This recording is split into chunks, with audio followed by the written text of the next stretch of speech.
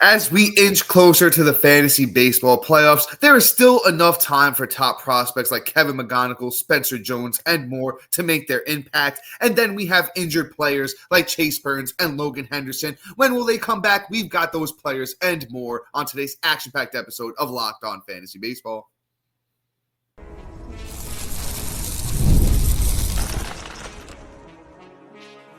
You are Locked On Fantasy Baseball, your daily fantasy baseball podcast. Part of the Locked On Podcast Network, your team every day.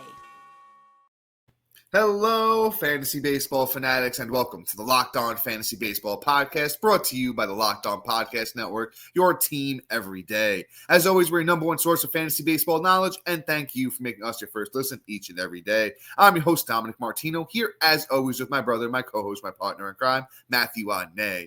As you can see, if you're watching on YouTube, and if you are watching on YouTube and you haven't already, hit that little bell below. It's going to subscribe you to the channel and give you a notification every time we drop a new episode, or if you're listening on the audio side of things, once again, please make sure you're subscribed. And if you're listening on a platform like Apple or Spotify that allows 5-star ratings and reviews, we would truly appreciate it if you do that for us as well. And listen, join Matt and I on the Insider's Track, where we're going to help you win your fantasy baseball league this season. So if you're interested, join us now. The link's in the bio wherever you're listening, watching, and it's available on any of our social media platforms. And today's episode is brought to you by FanDuel. Football season is around the corner. Visit FanDuel, visit the FanDuel app today and start planning your future bets now. And Matt, listen, I'm going to say it every episode now, and I don't care what anyone says because we all need to be prepared. The playoffs are here. Some leagues, most I want to say start next week, and there's going to be a couple leagues. It's 2 weeks out, but after that, you're pretty much in the playoffs.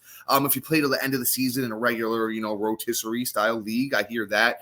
But most of us are competing in playoffs. And listen, we got 5 prospects that could potentially get the call before the end of the season, and then we got 5 injury players that are could return before the end of the season. Most of the names I tried to pick today, hopefully they will. But this time of year, it's tough to make those predictions. But Matt, where are we going first today, my brother? All right, we're going to start off with Kevin McGonagall, prospect for the Detroit Lions, second and short eligibility. And we got football on the brain, Detroit Lions, the Detroit Tigers. I do. Actually, I hear it. Listen, that's why. That's why this time of year it's tough, and football's on the mind. Football's on the mind. Oh, it is. I mean, my draft is Thursday for football, so I'm rocking. I swear I did a deep dive like I was doing my baseball rankings. It's hysterical. But let's get into it. So Kevin McGonagall of the Detroit Tigers, second and short eligibility, honestly has intrigued me over the last year. Let's put it that way, right? So about same amount of at bats from 2024 to 2025, but a massive jump in power. He goes from 5 home runs and 272 at bats last year to now 14 and 274. The kid's 20 years old, so the sky is still the limits for him, in my opinion. And then you look at how like Fangraph ranks him and things like that. 55 out of 70 hit tool, 45 out of 55 game power, 50 out of 55 raw power, speed 50 out of 50, and he can field. And look, McGonagall's like a very compact shortstop, standing at like 5'10", 187 pounds, but he has great plate discipline, and he's great at making contact, which, if Detroit wants to make a run and just say, okay, we just need a guy that's just going to get on base to be driven home, there's a possibility he might get the call. Likelihood, I'll say 22%, I think is the chance that I think he'll actually get the call. We've seen it before. These 20-year-olds sometimes don't even make it to AAA, especially with this kind of jump in power, and the development in the bat. It looks like where I could see this happening. On top of that, I mean, McGonagall would be stepping into a prime position with the way Riley Green and the rest of that team is playing. So I like the odds. And if the power actually can stick, this is going to be fun. Him being who he is, there's a good chance. So honestly, I'm not saying I'm stashing him, but I am going to go up on like Bleacher Report and stuff and say, okay, notification here, notification there, notification here. And, if he does get the call, I might be sprinting to the waiver wire to just see if I can get a little spark, coming off the waiver wire that I wouldn't normally get this time of the year if it wasn't for a prospect call-up. So September call-ups are super relevant. That's why we do this episode. Yeah, Matt, good take on Kevin McGonagall. He has actually worked his way up to the number 2 prospect in all of baseball, according to MLB.com's list, and for good reason, man. As you mentioned, Matt, he's been crushing the ball, has found his power stroke. He had a stretch from August 12th to August 19th, 6-game stretch where he had 6 home runs. He had 10 RBIs. He was just mashing, and he's still continuing to hit.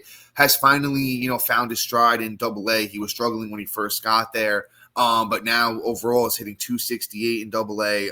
Talked about he started to show off the power. In 31 games in Double-A, he has 7 home runs, 27 RBIs, 21 runs to go with 4 steals. And this is the best part. Matt, you talked about that eye. 24 walks to 15 strikeouts in Double-A since the promotion for McGonagall. So you mentioned it. 22% was very specific, Matt. I don't know if I have a specific number. Zach McKinstry and Gleyber Torres are blocking him. I don't think Gleyber Torres moves. McKinstry, maybe I could potentially see that. I don't think McGonagall is going to get it, into the outfield at all. Colt Keith is at third. So we'll kind of see. We'll kind of see where it goes here. Because they do have a lot of mouths to feed. It kind of just really depends on what Detroit wants to do. But if you hear the name Kevin McGonagall is getting the call, he is an instant pickup. Let's move on to somebody else that I don't know if they're going to get the call, but if they do, is an instant pickup. It's Spencer Jones of the New York Yankees. Arguably the best power hitter in the minors this year. Spencer Jones has 93 games played and 32 home runs during that time period. He also does have 130 strikeouts with 49 walks, so the plate discipline isn't great, but he does have 25 steals, a bit of speed to Spencer Jones, and he is hitting 281. So I like what he brings to the table. The Yankees, it's tough. There's a lot of mouths to feed over there, but the thing is, the Yankees injuries could pile up in 2 seconds, and then they have to get a guy like Spencer Jones up there to fill the gap. Judge has been playing a lot of DH, Stanton, in the outfield some days. I know they got, Jose Caballero has been playing great since the trade over to the Yankees. They have Jason Dominguez. They picked up Ryan McMahon. There's just a lot of mouths to feed over there. But Spencer Jones just has to play at some point, right? That you're wasting the kid down in the minors at this point. I don't believe in what Aaron Boone's doing with the team over there. Spencer Jones is 24 years old, man. He should be out there, getting in this lineup, and also Stanton should be playing almost every day while healthy. But I'm just angry Yankee fan ranting at this point. So Matt, I digress. What thoughts on Spencer Jones? I mean, I think we're hitting a crossroads too, where the team needs to see, what they have in the younger guys. I mean, Boston has kind of been climbing up the rankings and things like that, and surprisingly, there's a chance we might not even get the wild card if things kind of keep going in the direction they're going. So therefore, I mean, it might be the right time where Spencer Jones is getting the call up, and I think that is honestly an imminent thing. Again, there's nobody I'm truly stashing because there's no like, oh my God, like number 1 prospect or number 2 prospect that's getting called up outside of Kevin McGonagall. Who again, is a very unlikely chance. I get 22% is what I said. Like the DeVries, the Connor Griffins, like they're not getting the call this September. So therefore, I'm not really going out and trying to stash anybody. But if there is something worth it, we're going to keep a name on it. Spencer Jones is probably the one that in a deep bench league or in a deep league, like, 14 man and up, then I would say yes. So like, that's really where I stand it because the power upside is honestly there. 32 home runs already this season. I like Spencer Jones, even as a prospect, not even as a Yankee fan at this point. It's just really just the prototypical power bat prospect that I can see a translation happen when getting the call. So it should be fun if he does. But I want to go to the next guy, but it looks like I'm going to have to take a little break here. So coming up next, just to give you who's up on the other side, Met fans, Jet Williams, are going to be breaking down him. Is he going to get called up? What could that impact possibly look like? All coming up next.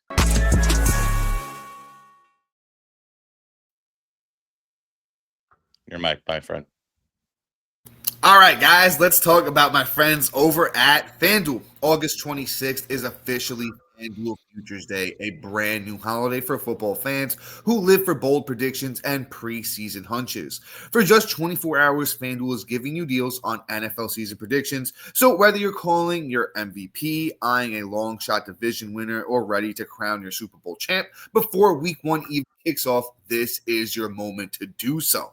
So take a flyer on the MVP race, crown your champion in August, or parlay your division winner dark horses. Visit the FanDuel app today to start planning your future bets now, because Futures Day is only one day and one day only. FanDuel, play your game.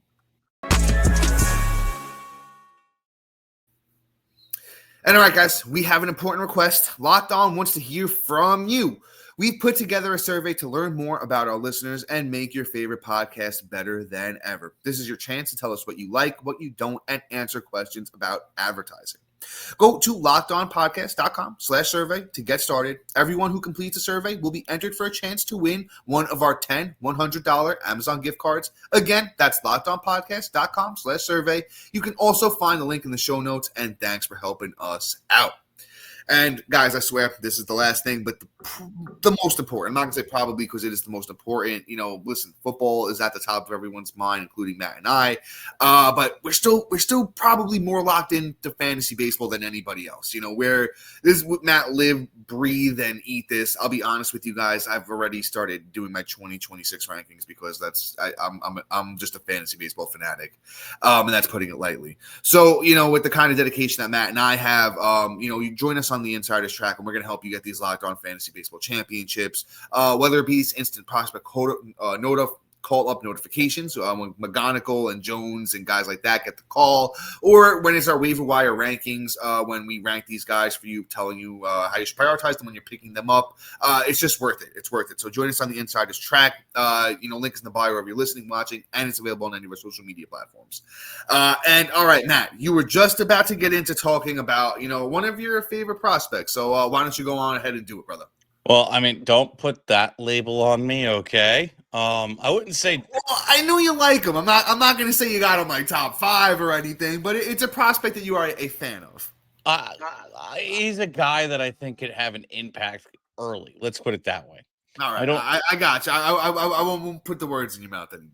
Yeah, here's the deal, right? Like, he has that kind of profile that kind of says, maybe we'll see something, because Jet Williams is a power speed bat, right? Like 40 out of 55 game power, raw power 50 out of 55, and speed 60 out of 60. Dude can run out of his cleats. Like, that's really just how fast Jet Williams is. No pun intended by his parents when he was born, I guess. But hey, the kid's just soaring like a jet F-35. But and it comes right to fruition too. I mean, he has 33 stolen bases through 401 at bats this season, but only 11 home runs, which is the surprising part. For a guy that is so tied to power, really concerns me that that's all we're seeing in there. Now it could just be, hey, we're working on plate discipline, but he has pretty good plate discipline: 66 walks to 106 strikeouts. But I don't really see how it's not translating. I mean, I love the 6 triples and the 30 doubles, but again, he pretty much can make, if the ball drops in the outfield, I'm pretty sure he can, not only make it just from, home plate to third, but probably to the parking lot and back before anybody else, like Speedy Gonzalez. So Jet Williams is an interesting one that I think, even if he doesn't get the power translation, which again, I think that's going to be a stretch to start his career. I think that might take a little time to develop. I think that the speed is something that we're going to see instantly. So if you need a little edge, and in that category with a guy that I think won't kill you even in points leagues because of the plate discipline we've seen in the minors, I think that we can get some instant impact of that way, right? Like, and if he chips in a home run or two, we're even happier, which there is that possibility. So Jet Williams, another prospect that I actually think will get the call this year. I think that the Mets need a little boost and need a guy that's going to get on base for, the Lindors, the Sotos, and company. So let's see if Jet Williams can get the call, and kind of just take the best of make the most out of that for not only himself, but for us. Yeah, I like Jet Williams. I'll say that. I definitely like Jet Williams. Definitely he's the number 30 prospect, according to MLB.com, with their prospect rankings. I definitely deserving rankings, having a great year so far. I just don't know if he gets the call. They promoted him to AAA recently, 12 games. Has been struggling a little bit, 204 batting average so far, when his time in AAA. If he gets red hot, I could see it. I also could see them not forcing the hand. It's not like they're an obvious spot to throw him, at second. Unless they want to get rid of McNeil, who we talked about the other day, has been getting a little bit hot. Brett Beatty also been another hot bat at third. Short, obviously, we got Lindor, outfield, DeSoto, Nimmo, and Cedric Mullins. So it's, and then they got Vientos at DH. I guess it could be an injury away, but I also don't know if they force it with him struggling in that AAA since he's been promoted there. But I do like Jet Williams, power speed combo, big steals, definitely 35 steal plus upside. If he gets the call, I definitely would be interested in throwing him on my team. What's the eligibility looking like on Yahoo? It's definitely multi-position eligibility. I would definitely 1%. Sorry, my voice cracked like I was like I'm a teenager. 1%. And shortstop. Only shortstop, though. Only shortstop is a little bit surprising there. So if you need the help, if you definitely need steals, potentially a little bit of batting average, depending on where you would hit in this Mets lineup, a little bit of counting stats, Jet Williams is somebody we could look towards. Let's move on to somebody I'm a little bit more confident will get the call. His teammate, Jonah Tong. We talked about Tong a lot this year. We talked about him a lot recently at that. The thing is, there's a lot of big rumors going around that the Mets could go to a 6-man just to get Tong in there. See what they have going into next year, potentially, a little playoff push year, for the New York Mets. We'll see how it goes. That's just the big rumor I've been hearing circulating around. I figure I throw it out there. He had another dominant performance in his last time out. I could actually pull up the exact numbers for you. I know it was 8 strikeouts. I think it was 6 or 7 innings. I got it right here. So it was 6 strikeouts, no earned runs, 5 hits, 1 walk, over 6 innings, 8 strikeouts. And he's just been really good. Tong's just been one of the best, if not the best pitcher in the minor leagues this year. 22 starts in the minors this year for Tong, a 1.43 ERA, 113 innings pitched, 179 strikeouts. Batters have hit 148 against Tong this year with an 0.92 whip. Like I said, he's no reason he's number 44 prospect in all of baseball. Tong, is arguably, like I said, one of the best pitchers left down in the minors. If he gets the call, it's an instant ad for me. If you want to stash any pitcher, I lean towards Tong. Yeah, Pete Tong. No, I'm kidding. That's just a DJ from back in the day when I was in high school. But just kind of aged myself. But yes, Jonah Tong is something that, even if he doesn't they make it a rotation aspect of it where they go for a 6-man rotation.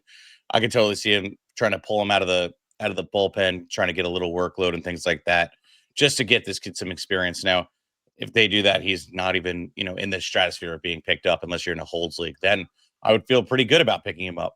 But other than that, no, thank you. But let's move on. Let's talk about Robbie Snelling. I think that, his nickname is saying I'm trying to be Snell, but without all his faults. And Robbie Snelling is a starting pitcher for the Miami Marlins. He's currently in AAA and, has a pretty good, thing like, what do you call it? What's the word I want to use? Like prospect report, right? 45 out of 45. Fastball, slider 45 out of 45, curveball 50 out of 50, changeup 50 out of 50, and command 50 out of 55. So the dude does know how to place the ball literally wherever he wants. Now, it's funny.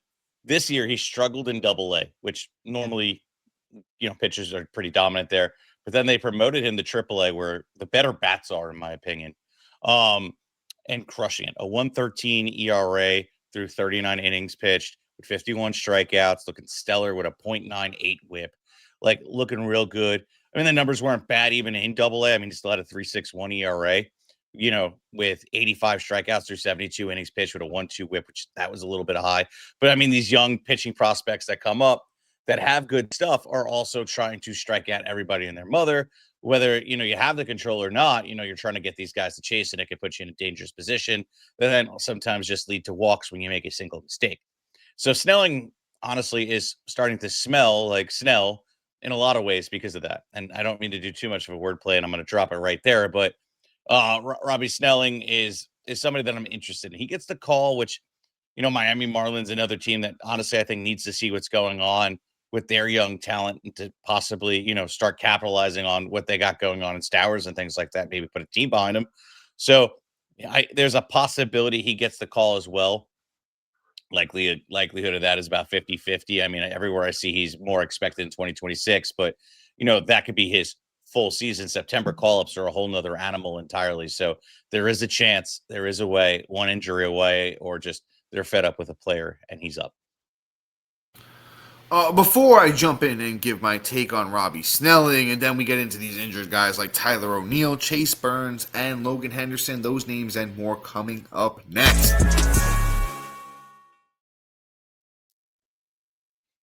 Time to fuel up and turn it up with 5-Hour Energy Transfusion. This great ginger and lime flavor shot brings the iconic taste of golf course favorites, alcoholic boost. And just throw a little bit in there. Perfect for sinking birdies or making great memories with friends. It's a hole-in-one for energy. It's great.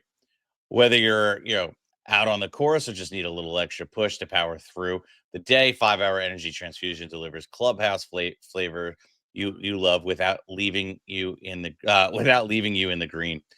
Golf is all about good times and good people and good flavor. The grape ginger lime flavor of 5-Hour Energy Transfusion gives you the best part of the clubhouse go-to without leaving the course and chasing down the bev cart. I normally do anyway. Now I can amp up for fun even more. Just buy, snap, and enter the chance to win a dream golf trip for two to any golf tournament in the U.S. Tee up that trip. Visit 5-Hour. Visit 5FIVEHE win.com for rules and entries. No purchase necessary. Excludes Masters Tournament. Ends October 31st, 2025. Now, I'm done with the barely English. Dom, it's your turn. How do you feel? What are you thinking of Mr. Snelling trying to Snell all his way down?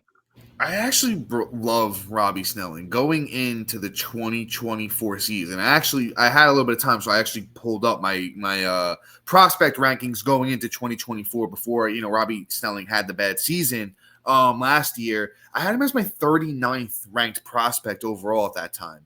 He's down at 80 right now, according to MLB.com. But I'm just going to read you off some of the names that I had around Robbie Snelling at that time. Roman Anthony, Samuel Basayo, Michael Bush, Colson Montgomery, Ceddanne Rafaela, Rhett Lauder, Spencer Jones, Matt Shaw, just all names that were in that vicinity. Kind of shows you the pedigree that Robbie Snelling had. And since July 26th, Robbie Snelling has been on a tear. His start on July 26th went 6.2 innings, had 11 strikeouts, 2 earned runs. Next start after that, 6 innings, 1 earned run, 7 strikeouts. Start after that, 6 innings, no earned runs, 11 strikeouts. Start after that, 6 innings, no earned runs, 9 strikeouts. His most recent start, 6 innings, no earned runs, 8 strikeouts. So there's kind of like a trend here with Robbie Snelling that just says he's been very, very dominant, too dominant for AAA. Doesn't have anything left to prove. I think there's definitely a rotation spot there in Miami there if they want to give it to him. Snelling is 6'3", 210, big lefty. He's got a nice fastball slider combo. I love the kid. I know he had a down year last year, but definitely could be an impact pitcher for the next couple of weeks if he does get the call. But we've spent enough time on these prospects, but deservingly so. It's tough with the injury stashes this year, but we got 5 teams, so make sure you stick around here. Tyler O'Neill is the first one up. It's same case with Tyler O'Neill that it always is, guys. He's hurt right now. When he comes back, he's good for a little stretch of power, potentially some RBIs, and a little bit of batting average too. He's not going to kill you. He's like a 240 bat. So with Tyler O'Neill right now, he is out with the wrist issue. Resumed baseball activities as recorded today on Monday. Could be back around September 1st. If you need to stash some power, like I said, if you're going into the playoffs and you need a little bit of extra pop on your team, O'Neill could do it for you. He's got 8 homers through 43 games played this year with 23 RBIs, 20 runs, and 2 steals, batting .210, 33% owned for Tyler O'Neill. Once again, he is the Baltimore Orioles outfielder. Yeah, I like him for this year. We liked him coming in. He was like a top 36, outfielder coming the year for me. And reason being is I just loved what he did last year. And honestly, when he was healthy this year, he really did show out. And that's kind of the key part, right? Like, hey, can you carry that over? Can you do it? The biggest issue with O'Neill is just health. And you know what? He is literally Alberto Montesi light when it comes to that, except that he just has a longer career. It is what it is. But great take, Dom. I'm gonna move on. Let's talk about Logan Henderson now. This is probably if you make the championship, he becomes relevant because that's when he's due back is late September. And that's if he can make it back on the field, on the mound. That's if they want to, make him make it. It all depends. Like it all depends. They could just say, nah, he's done. He's shut down for the season too. We'll see. And that's also if he even gets, you know, as a starter, he might go in as the bullpen to kind of save his arm. So we'll see. If Logan Henderson does get the call, I'm all about it. I love Logan Henderson. If you're new to this show, I'll tell you real quick because I want to save some time here. Um, Logan Henderson, I loved what he did when he got the call for the first time. He's like, yo, hey, look, I belong here. 25 innings, 33 strikeouts, a 1.78 ERA, 0.98 whip, like looked really dominant. Honestly, I feel like he would have kept it going if they didn't decide to send him down. The kid just is a special talent, has great stuff, and everything screams, lights out pitcher for me at least. And I'm excited to see what he's going to be like next year if they do decide to keep him full the whole year.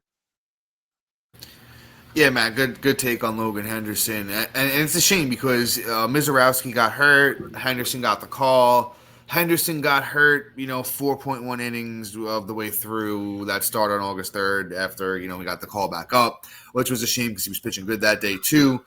So if we happen to see him, like Matt said, instant pickup, I'd stash him if I have the spot just in the case he happens to, get another start here at the end of the season because if he does, he's going to be useful.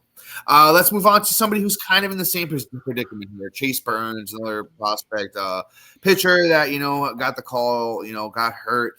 Reds manager Terry Francona said Sunday that Burns has a bullpen session scheduled for Tuesday.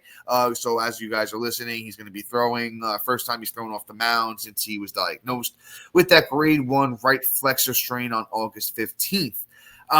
As Matt said with Henderson, same thing applies. If they want Burns back, maybe it's in the bullpen, maybe it's not as a starter.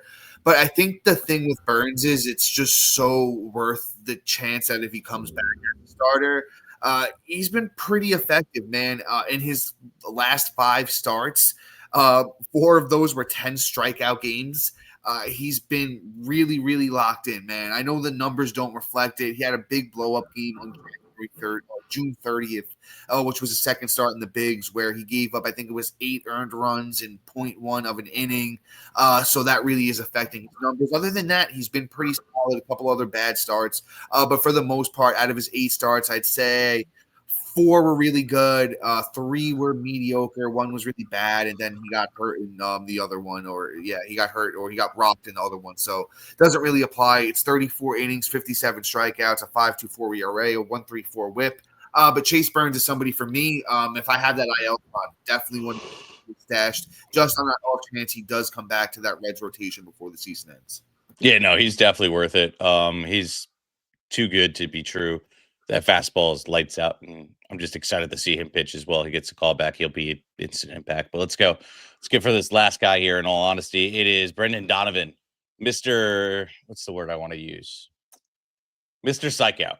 When he's good and he's on point, he's actually worth it.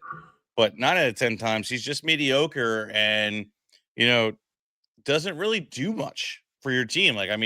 He has his downs except for positional eligibility, a second, third, short, outfield eligibility. Just add first and catcher at this point. Just play every position. But he goes down to the groin strain. He should be back in like a week or 2. And you know what? If he can pick up where he left off, where he was hitting 300, I'm game to pick him up because of the positional flexibility. But I don't count on him for anything. I mean, he has 9 home runs on the season, 57 runs, 45 ribs, batting 279 on the season. Like he's not on the team that's going to drive up the counting stats for you or bring him in. He's not a lot of guys are getting on base in front of him. So there's not a lot of upside for him in general. And two, I just, again, don't believe in his talent. Average exit velocity is almost 90 miles an hour, which is cool, but he only barrels about 8% of the time, only creates hard contact 40% of the time. And, he just doesn't do it for me. Again, really good baseball player, really bad for fantasy baseball. Matt, that's actually pretty solid take, so I'm not even going to add anything else there. I'll sneak this last guy in. It's Jonathan Aranda. He's going for X-Ways on Wednesday, so I don't love that news, but here's the thing. Aranda's like a better version of Brendan Donovan, doesn't have the positional eligibility, only has first and second, but Aranda through 103 games this year was hitting 316, 53 runs, 12 homers, 54 RBIs.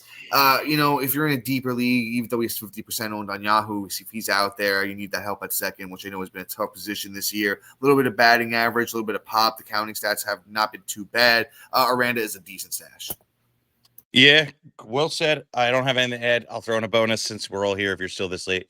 Jack Caglionio, the mobster himself, crushing in the minors right now, should be back any day, still 21% owned. Do not sleep on him. Add him everywhere. Honestly, probably the best name of this whole show, and wasn't even on the show docket. So, guys, thank you. Please like, subscribe, comment, rate, review, do everything you can to share this show. Make sure to hit that subscribe button on YouTube because you don't want to miss a single episode. And thank you for making Locked On Fantasy Baseball your first listen each and every day. For your second listen, check out the all-new Locked On MLB Game Night. Every game, every night, all season long. Get your local analysis on national scale. Find MLB Game Night on Locked On MLB on YouTube or wherever you listen to your podcast. Peace out, guys. So